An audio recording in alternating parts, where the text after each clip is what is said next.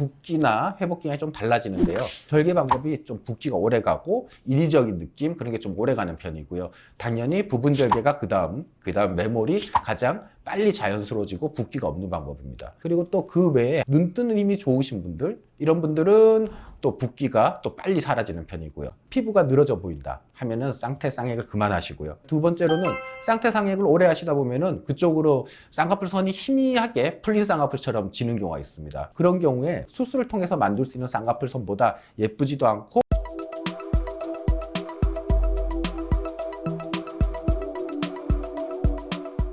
안녕하세요.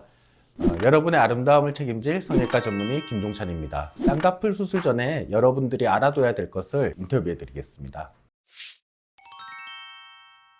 사실 굉장히 여러 가지가 있습니다. 절개법만 하더라도 굉장히 다양한 것들이 있는데 간단하게 절개법에 대해서는 세 가지로 나눌 수 있습니다. 첫 번째는 매몰 방법, 흔히 자연유착이라 하기도 하죠. 그 다음에는 부분 절개, 그리고 마지막에는 절개 방법, 이렇게 세 가지가 있는데요. 절개 방법과 매몰 방법, 자연유착 방법에 대해서 먼저 설명을 드리면 두 가지가 굉장히 반대쪽에 있습니다. 절개 방법은 피부를 전체를 절개를 해서 근육을 건판에다가 직접 걸어주는 방법을 사용합니다. 전체 절개도 있고 안에 해부와 구조물을 조금 만지기 때문에 붓기도 좀 붓고 자연스러워지는데 시간이 조금 오래 걸린다는 단점이 있지만 풀리지 않는다는 점에서는 매몰법보다 장점이고요. 반대로 매몰법은 간단하게 4개 혹은 6개 정도의 점을 찍은 다음에 그 점을 실로 흉을 내서 건판에다 연결해 주면서 유착을 시켜서 쌍꺼풀을 만드는 방법입니다. 안에 해부와 구조물을 많이 다치지 않기 때문에 아무래도 절개 방법에 비해서는 자연스럽고 일상생활로 복귀하는데 굉장히 편하다는 장점이 있습니다. 대신에 절개법의 장점이었던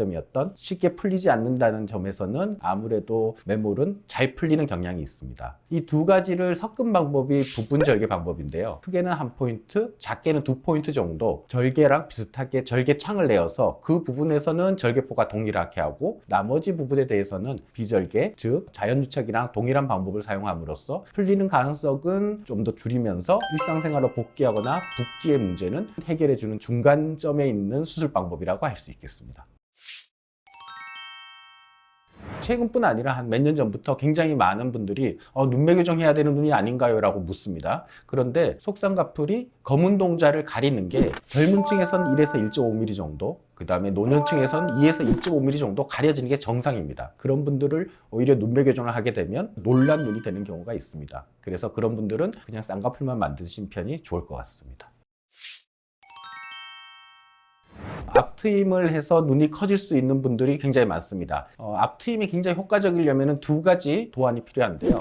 하나는 동그랗게 돼 있는 몽골주름 안에 가리고 있는 살이 많으신 분들, 혹은 두 번째로 새 부리처럼 몽골주름이 뾰족하게 돼 있는 분들, 이런 분들은 사실 앞트임을 하게 되면 굉장히 효과가 좋습니다. 그리고 뒤트임 같은 경우에는 사실 틀 수 있는 용량이 한계가 있습니다. 안구를 잡아주는 인대 같은 조직이 있는데 그거를 넘어서서는 더 이상 키울 수가 없지만 거기까지 충분한 공간이 있는 분들한테는 좋은 방법이 될 수 있을 것 같습니다.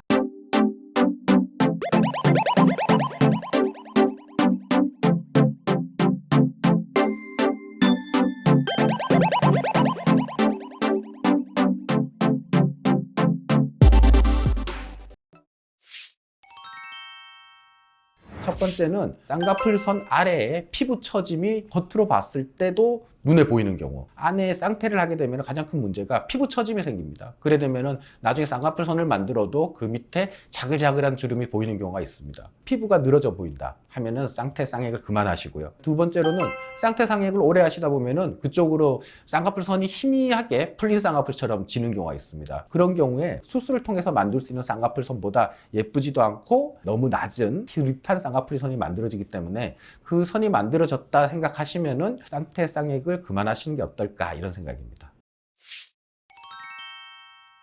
수면 마취는 전신 마취랑 다르게 잠깐 재운다고 생각하시면 됩니다. 국소 마취는 주사 마취라고 해서 그 국소 부위에 주사를 통해 가지고 아픔을 없애주는 그런 방법입니다. 눈 같은 경우에 예민한 부위인데 주사로 놓게 되면 많이 아프시게 됩니다. 그때 국소 마취를 할 때 잠깐 재우는 게 수면 마취입니다. 수면 마취로 눈 수술을 한다고 해서 수술 처음부터 끝까지 계속 재워서 수술하는 거는 약간 반대를 하고요. 중간에 눈도 한번 떠보고 그러면서 대칭도 맞춰보고 혹은 너무 크지 않나 너무 작지 않나 이런 거를 확인하면서 수술하는 경향이 있어서 국소 마취를 할 때만 살짝 재워드리고 그 다음부터는 깨워서 수술합니다.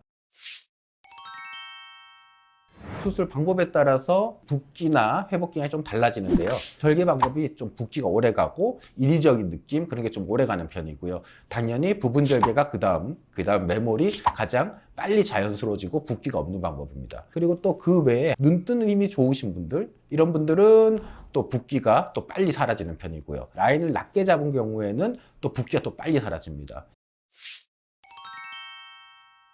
눈을 만지지 않는 것이 가장 중요합니다. 그리고 큰 눈썹을 내리면서 눈 뜨는 연습을 좀 자주 해주는 편이 좋고요. 찜질 같은 경우에는 냉찜질 3일, 그 다음부터는 옴찜질로 바꿔주시는 편이 붓기 관리에 좋을 것 같습니다. 찜질은 너무 붓고 나면은 이미 찜질 효과가 많이 없습니다. 그러니까 처음 3일에서 5일 정도를 찜질 열심히 해주시고 눈 뜨는 연습 열심히 해주시고 그렇게 하는 것이 제일 좋습니다. 물론 음주, 흡연은 절대 안 됩니다. 일단 쌍꺼풀이라는 수술은 굉장히 자기의 인상을 바꿀 수 있는 중요한 수술이라고 생각하시기 때문에 제일 처음에 수술 오면은 겁도 나시고 이 수술을 해도 되나 이런 생각도 많이 하시는데 막상 수술을 하고 난 뒤에 예쁜 모습을 생각하시면서 안전한 수술 그리고 예쁜 수술 잘 받으시기 바랍니다. 감사합니다.